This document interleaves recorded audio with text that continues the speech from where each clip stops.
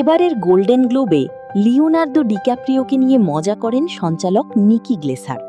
তার ঠাট্টার মূল বিষয় ছিল ডিক্যাপ্রিওর ব্যক্তিগত জীবন, বিশেষ করে তার সব প্রেমিকার বয়স যে ৩০-এর নিচে সেটা নিয়ে মজা করেন নিকি। হাসির ছলে তিনি বলেন, ডিক্যাপ্রিও অসাধারণ ক্যারিয়ারের সব অর্জনই নাকি করেছেন তার গার্লফ্রেন্ডের বয়স ৩০ হওয়ার আগেই। এই মন্তব্য নতুন কিছু নয়, বরং বহুদিন ধরেই বিষয়টি নিয়ে নানা মহলে ঠাট্টা চলে আসছে। কিন্তু গ্লেসারের উপস্থাপনায় তা নতুন করে আলোচনায় উঠে আসে।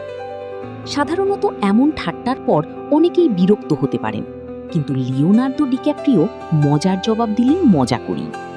সম্প্রতি দ্য টুনাইট শোতে এসে গ্লেসার জানান, তিনি যাদের নিয়ে মজা করেন তাদের সবাইকেই পরে ফুল পাঠান, এক ধরনের সৌজন্য হিসেবে।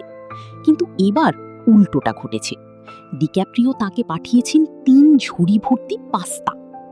এই পাস্তা পাঠানোর পিছনে আরও একটি মজার যোগসূত্র আছে।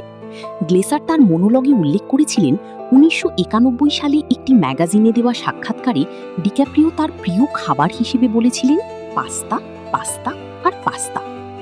ইন্টারনেট ঘেঁটে সেই পুরনো সাক্ষাৎকারও খুঁজে বের করে ফেলেন ভক্তরা। ফলে গ্লেসারের ঠাট্টা আর ডিক্যাপ্রিওর উপহার দুটিই যেন এক সুতোয় বাঁধা হয়ে যায়। ডিক্যাপ্রিও দীর্ঘদিন ধরেই তার ব্যক্তিগত জীবনকে আড়ালেই রাখতে পছন্দ করেন। খুব কম সাক্ষাৎকার, খুব সীমিত ব্যক্তিগত তথ্য, এই রহস্যময়তাই তাকে অন্যদের থেকে আলাদা করে।